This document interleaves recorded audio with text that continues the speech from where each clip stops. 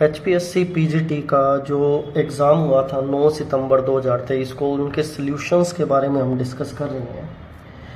10 question मैं करवा चुका हूं पिछली वीडियो में, ये 11वां क्वेश्चन है। देखिए, लैप्लास ट्रांसफॉर्मेशन फाइंड करना है e⁻²t sin t का। लैप्लास ट्रांसफॉर्मेशन अगर sin t का देखें तो वो होता है 1/s² + 1। जनरलाइज फॉर्म देखें sin kt की फॉर्म में अगर लिखें तो होता है k/s² + k²। k की वैल्यू 1 आ रही है और लैप्लास ऑफ e⁻²t का देखें लैप्लास तो वो होता है 1/s-2। लैप्लास में एक थ्योरम यूज होती है जिसके अकॉर्डिंग अगर हमें दो फंक्शन प्रोडक्ट में गिवन हो तो उनकी प्रोडक्ट की जो लैप्लास है वो किस तरीके से परफॉर्म की जाएगी। s की जगह जो है ये फंक्शन s-2 का स्क्वायर प्लस में 1, ठीक है, ये प्रोडक्ट में कंबाइन करके इस फॉर्म को लिख देंगे, ठीक है।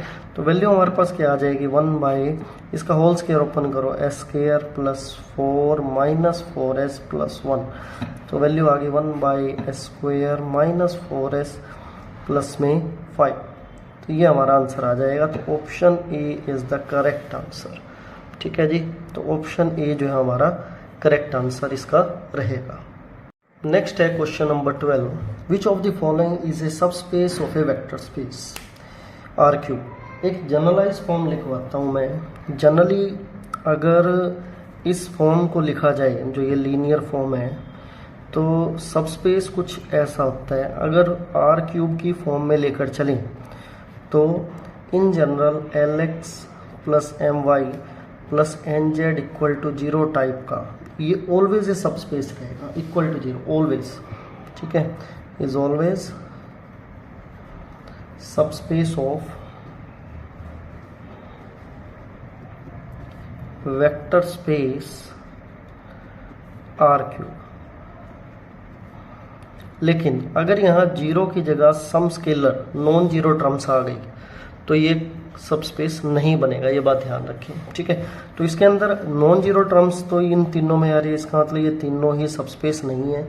और L, M, N कोई भी स्केलर्स हैं, जैसे सपोज करें n की वैल्यू अगर 0 हो जाए तो इसका मतलब ये इस तरह की फॉर्म बनेगी, ठीक है। तो हमारा जो ऑप्शन ए है वो करेक्ट आंसर होगा इसके अकॉर्डिंग, ठीक है जी। HPSC का ये बहुत इंटरेस्टिंग क्वेश्चन लगा मेरे को। डायगोनलाइजेबल कौन सा नहीं है हमें ये बताना है। देखो, डायगोनलाइजेबल फॉर्म को हम प्रूव कैसे करते हैं इन मैट्रिसेस के अंदर। डायगोनलाइजेबल के कई रिजल्ट हैं, मैं आपको 1 या 2 रिजल्ट जो इम्पोर्टेंट है, जो इसमें यूज होने वाले हैं, उसके बारे में आपको बताता हूँ। सबसे पहले, if all eigen values are distinct या अलग अलग कहो, डिस्टिंक्ट हो, then it is the matrix is diagonalisable, ठीक है। एक और फॉर्म है जिसके अंदर हम कहते हैं अगर अर्थमेटिक मीन ज्योमेट्रिक मीन के इक्वल हो जाए तो भी वो डायगोनलाइजेबल होता है। रिजल्ट काफ़ी हैं, इन्हीं पे बेस्ड हम इस क्वेश्चन को आज करने की कोशिश करेंगे, ठीक है। ऑप्शन एक एक करके लेकर चलते हैं। जो आसान लग रहे हैं मैं सबसे पहले उन ऑप्शंस को उठाता हूँ, जैसे B, C या D ये ऑप्शंस हैं, इनको अगर लेकर चलें। जैसे ये मैट्रिक्स है, ये एक ब्लॉक मैट्रिक्स टाइप है, ब्लॉक मैट्रिक्स है, इस टाइप की ये मैट्रिक्स है। ब्लॉक मैट्रिक्स में हम क्या करते हैं, इस तरीके से ब्लॉक जनरेट कर देंगे, ठीक है जी। तो आइगन वैल्यू निकालने के लिए एक तो आइगन वैल्यू होगी 1, डायरेक्ट ही आ गई, ठीक है। एक आइगन वैल्यू यहाँ से आ जाएगी, कैसे होगी वो, λ², इनका सम कितना हो जाएगा, -6λ, प्लस में डिटर्मिनेंट कितना हो जाएगा, 8 - 15 विच इज इक्वल टू 0। तो वैल्यू होगी λ² -6λ -7 विच इज इक्वल टू 0। तो λ² -7λ plus λ -7 which is equal to 0। तो λ = 7 एंड -1, और तीसरी आइगन वैल्यू 1 आ रही थी। तो डायगोनल जो आइगन वैल्यूज़ हैं वो क्या डिस्टिंक्ट है, तो ये डायगोनलाइजेबल है, ठीक है। ठीक है। ये सी ऑप्शन तो हमारा डायगोनलाइजेबल है, हमें कहना है, हमें ये कह रहा है कौन सा डायगोनलाइजेबल नहीं है, ठीक है जी। देखो अगर डी ऑप्शन की बात करें तो डी ऑप्शन में भी एक ब्लॉक मैट्रिक्स बन रही है।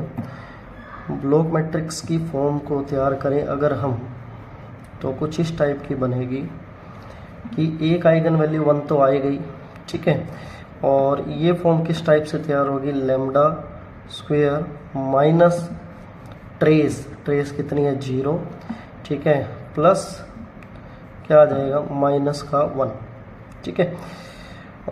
ये डिटर्मिनेंट लिखा है मैंने, तो lambda square minus 1 equal to 0, lambda equal to plus minus 1। तो लैम्डा की वैल्यू प्लस 1 आ गई, माइनस 1 आ गई, एक 1 पड़ी थी। देखा जाए तो ये जो आइगन वैल्यूज है डिस्टिंक्ट नहीं है, ध्यान रखें ये इफ एंड ओनली इफ का रिजल्ट नहीं है ये। अगर सपोज करें डिस्टिंक्ट नहीं आती हैं तो E M equal to G M check करना पड़ेगा, ठीक है।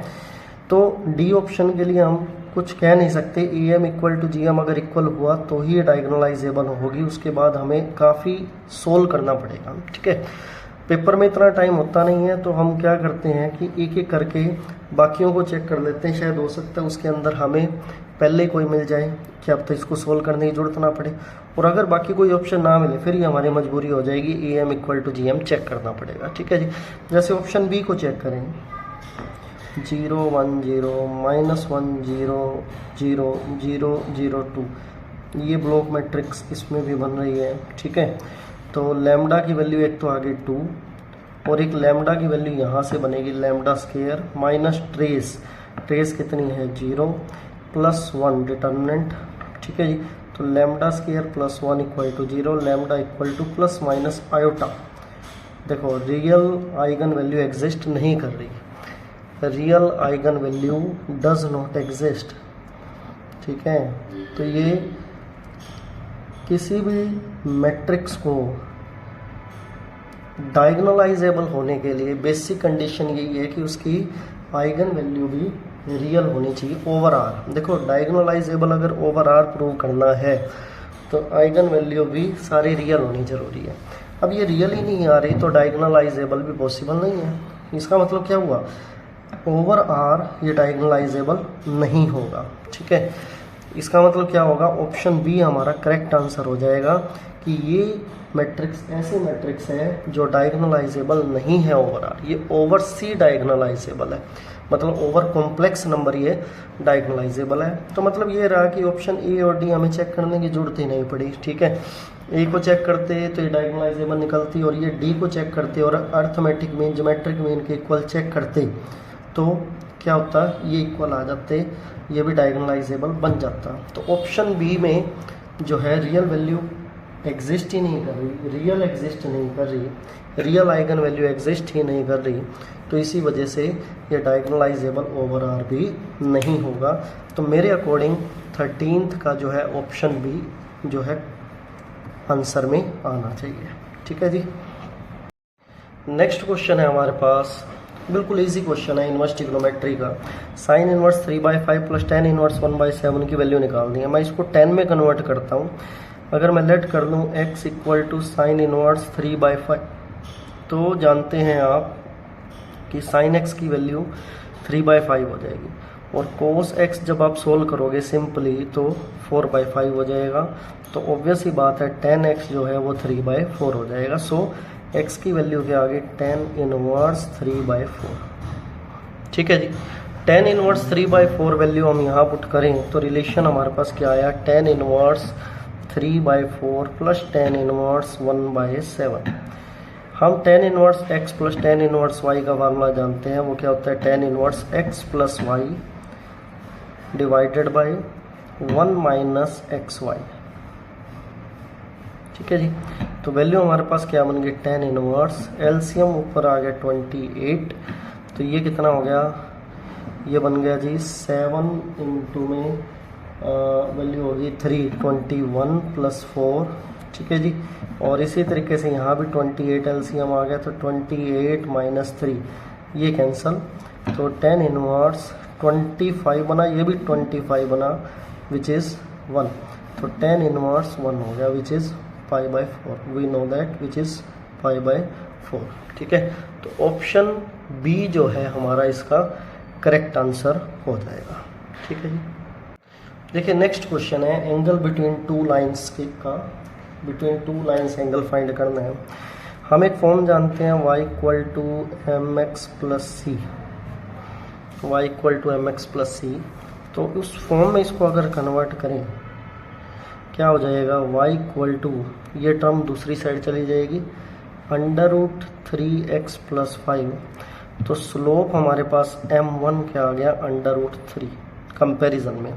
सिमिलर वे में इसके अंदर अगर y की वैल्यू निकाल लें तो √3y किसके इक्वल हो गया, x माइनस 6 के।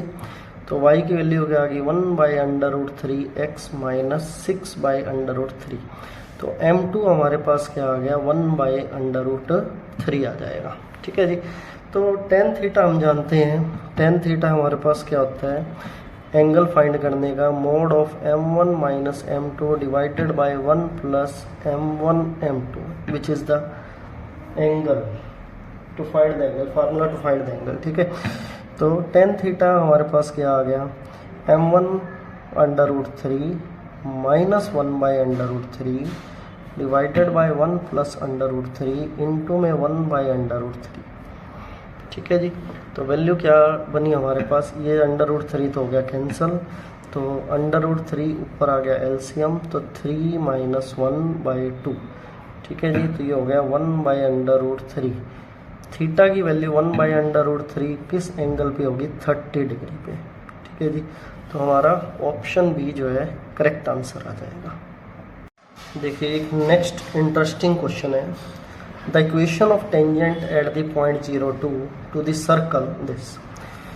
आप सर्कल की इक्वेशन से टेंजेंट की इक्वेशन बनाना सीखें। सबसे पहले क्या होगा, ये होता है x(x1) जनरल फॉर्म में, जिसमें x1 y1 ध्यान रखें, टेंजेंट के पॉइंट्स है y1 माइनस 4 में से मैं 2 लेकर चल रहा हूँ और 2x को लिख रहा हूँ x प्लस x1। ऐसे ही 2y को क्या लिखेंगे, y प्लस y1। ये जनरलाइज फॉर्म है। ठीक है, ग्रेजुएशन में इसको ड्राइव करवाते होते हैं। तो x1 की वैल्यू 0 और y1 की वैल्यू 2। ठीक है, तो क्या आएगा, यहाँ हो जाएगा 0, y1 की जगह 2, तो क्या हो गया 2y minus 2x plus 0 plus में y plus 2 minus 8 equal to 0। ठीक है जी। तो वैल्यू हमारे पास क्या आई, 2y minus 2x plus y minus 6 which is equal to 0। Value हमारे पास क्या आ जाएगी, माइनस 2x प्लस 3y या फिर 3y minus 2x equal to 6 हो जाएगा। ठीक है जी। तो ऑप्शन कौन सा बनता है, डी ऑप्शन हमारा करेक्ट हो जाएगा इसके अकॉर्डिंग। तो डी ऑप्शन ये हमारा आंसर में आएगा। नेक्स्ट है differential equation of the curve y equal to cx plus 1/c। Question में इसका डेरिवेटिव किया जाए y डैश, हमें क्या करना है, आर्बिट्रेरी कांस्टेंट रिमूव करने हैं। तो ये जो c की वैल्यू y है वो हम इसके अंदर दोबारा पुट करेंगे, y dash x by 1/y dash. LCM लोगे अगर तो y डैश एलसीएम आ गया, तो ये बन गया x y dash square plus 1। तो ये मल्टीप्लाई हो जाएगा, तो x y dash square minus y dash plus 1 equal to 0। ये ऑप्शन ए करेक्ट आ जाएगा। अभी तक जितने क्वेश्चन मैं करवा रहा हूँ आपने भी सोल्व किए होंगे। मुझे कमेंट बॉक्स में ज़रूर बताइए कि आपके जो आंसर है क्या मेरे अकॉर्डिंग सही बन रहे हैं या नहीं बन रहे, या आपका कोई डिफरेंट आंसर आ रहा है। शायद हो सकता है कहीं पे मैं गलत हूँ। ठीक है, तो आप चेक करें, कमेंट बॉक्स में आंसर ज़रूर दें। ठीक है, अगर आप सोल्यूशन आपको समझ आ रहे हैं, पसंद आ रहे हैं, तो उन सभी दोस्तों के साथ शेयर ज़रूर करना जिन्होंने पीजीटी मैथ का ये वाला पेपर दिया है। देखिए नेक्स्ट क्वेश्चन है, if the integrating factor of this differential equation is x raise to the power m y raise to the power n, then हमें बताना है m और n क्या होगा। एक मैं आपको रिजल्ट बताता हूँ, ये m फॉर्म होती है, ये कैपिटल N होता है। अगर करली m बाय करली y करली n बाय करली x के इक्वल आ जाए तो जो इक्वेशन है वो एग्जैक्ट बन जाती है। एग्जैक्ट बनने का मतलब ये है कि उसका सोल्यूशन एग्जिस्ट कर जाता है, और एग्जैक्ट तभी बनेगी जब या तो ये इक्वल बनती हो या फिर इंटीग्रेटिंग फैक्टर ये सेट हो जाए, मतलब इनकी मल्टीप्लाई करने पर इक्वल बन जाए। ठीक है, इसका मतलब ये हुआ कि अगर मैं इस फॉर्म को इसके अंदर मल्टीप्लाई कर दूं तो ऑब्वियस सी बात है कि ये एग्जैक्ट हो जाएगी। क्यों? क्योंकि ये इंटीग्रेटिंग फैक्टर है। इंटीग्रेटिंग फैक्टर का यही मीनिंग होता है कि एक ऐसी इक्वेशन या एक ऐसा रिलेशन जिससे मल्टीप्लाई करने के बाद इक्वेशन एग्जैक्ट बन जाती है। तो मैं इसको मल्टीप्लाई करता हूँ तो m हमारे पास क्या हो जाएगा, x की पावर m y की पावर n, इसमें मल्टीप्लाई करूँगा तो वैल्यू हमारे पास क्या आएगी, x raise to the power m plus 7, y raise to the power n plus 2, 3y x की power m y raise to the power n plus 1। Similar way में n क्या होगा, n हो जाएगा, इसी के अंदर मल्टीप्लाई करें 3x raise to the power m plus 8, y raise to the power n plus 1 minus x raise to the power m plus 1 y raise to the power n। ठीक है जी, तो वही बात एग्जैक्ट बनाने के लिए क्या करना है, इसका partial derivative curly m by curly y करो। क्या आएगा, m plus 7 x raise to the power m plus 6, sorry with respect to y कर रहे हैं, सॉरी गलती कर बैठा है यहाँ में। क्या आएगा, करली m बाय करली y दोबारा लिखते हैं, x raise to the power m plus 7, ये पावर आगे आ जाएगी मतलब n प्लस 2 आगे आ गया, y की power n plus 1 plus 3 n plus 1 आगे आ गया, x की power m y raise to the power n। ठीक है, सिमिलर वे में करली n बाय करली x क्या हो जाएगा, क्या वैल्यू हो जाएगी, विद रिस्पेक्ट टू x कर रहे हैं ध्यान रखें, x की पावर m प्लस 7 y की power n plus 1 minus m plus 1 x raise to the power m y raise to the power n। तो इंटीग्रेटिंग फैक्टर से मल्टीप्लाई किया है तो डिफरेंशियल इक्वेशन क्या है, एग्जैक्ट है, एग्जैक्ट डिफरेंशियल इक्वेशन है। So curly m by curly y equal to curly n by curly x हो जाएगा। या जब ये दोनों इक्वल होंगे तो देखिए ये जो रिलेशन है ये भी सेम होगा, ये सेम होगा, इसका मतलब ये दोनों भी इक्वल हो जाएंगे। अब जब ये दोनों इक्वल होंगे तो n प्लस 2 इक्वल टू क्या हो जाएगा, 3 इंटू में m प्लस 8। और सिमिलरली ये दोनों जब इक्वल होंगे, देखिए ये रिलेशन इक्वल है तो ये भी कंपेयर होके वैल्यू हमारे पास क्या आ जाएगी, 3n plus 1 equal to minus m plus 1।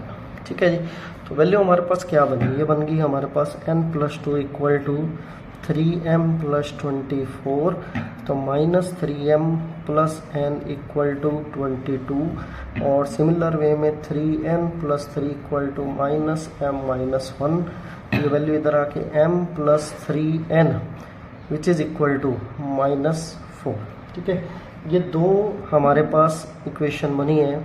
एक तो ये आप एलिमिनेशन मेथड लगाओगे और जब इसको सोल्व करोगे, जो आप आसानी से लगा सकते हो, तो आप चेक करना m की वैल्यू आ जाएगी -7 और n की वैल्यू आ जाएगी हमारे पास 1 आ जाएगी। ठीक है, तो मेरे अकॉर्डिंग जो ऑप्शन ए है, m की वैल्यू -7 n की वैल्यू 1, ऑप्शन ए जो है हमारा करेक्ट आंसर इसका बनेगा। नेक्स्ट है 19th question, the maximum number of linearly independent solutions of d4y by dx4 fourth order की डिफरेंशियल इक्वेशन है, होमोजीनियस डिफरेंशियल इक्वेशन है, एक कंडीशन गिवन है। ठीक है, तो देखा जाए तो इसको हम डिफरेंशियल इक्वेशन को d4y इक्वल टू 0 को या d4 इक्वल टू 0 लिख सकते हैं। इसका मतलब 4 टाइम्स 0 है ये, तो y क्या आएगा, c1 plus c2x plus c3x square plus c4x cube E की पावर 0x, वो तो 1 हो जाएगा, तो वैल्यू सिर्फ यही रहेगी y equal to c1 plus c2x plus c3x square plus c4x cube. Condition put करें तो वैल्यू क्या हो जाएगी 1 और ये सारे 0, तो C1 0 हो गया, C1 1 हो गया सॉरी, ठीक है। तो हमारे पास y क्या आया, y आ गया 1 plus C2x C3x² plus C4x³ तो आर्बिट्रेरी कांस्टेंट हमारे पास आए 3, तो number of linearly independent solution 3 हो जाएंगे, ठीक है जी। ये हमारा आंसर हो जाएगा इसके अंदर। देखिए क्वेश्चन नंबर 20 है, काफ़ी इंटरेस्टिंग क्वेश्चन है, नॉलेज फॉर्म का क्वेश्चन है, नॉलेज बेस्ड क्वेश्चन है। Which of the following is not and indeterminate form, इनमें से कौन सी इनडिटरमिनेट फॉर्म नहीं है। इनडिटरमिनेट फॉर्म जो है वो कौन कौन सी होती है, सबसे पहले आप वो समझिए वो कौन कौन सी होती है। 0/0 फॉर्म इनडिटरमिनेट फॉर्म होती है, इन्फिनिटी/इन्फिनिटी चाहे प्लस माइनस कोई भी हो, प्लस की हो चाहे माइनस की हो, infinity minus infinity indeterminate form होती है, 0 इंटू इन्फिनिटी 0 की power 0, 1 raise to the power infinity raise to the power 0, ये सारी की सारी क्या है, इनडिटरमिनेट फॉर्म होती है।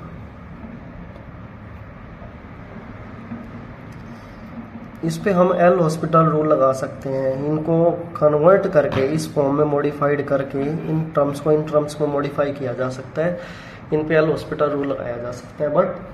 बट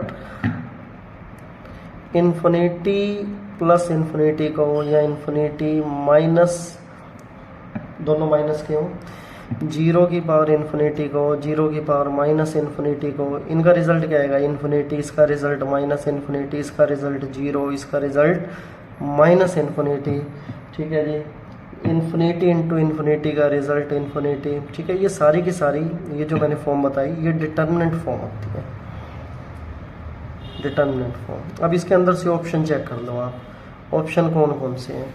0 की पावर इन्फिनिटी ये डिटर्मिनेंट है, इनडिटर्मिनेंट नहीं है, हमसे पूछे नॉट वाला, तो डी ऑप्शन हमारा करेक्ट हो जाएगा, ठीक है जी। तो इस वीडियो में मैं आपको इतना ही करवाऊंगा, नेक्स्ट वीडियो में मैं 21 से लेके 30th तक क्वेश्चन लेके आऊँगा सेट बी के। समझ आ रही है अगर वीडियो तो दोस्तों के साथ शेयर ज़रूर करें, चैनल को सब्सक्राइब करें ताकि आगे आने वाले वीडियोस की नोटिफिकेशन आपको मिल जाए। Thank you.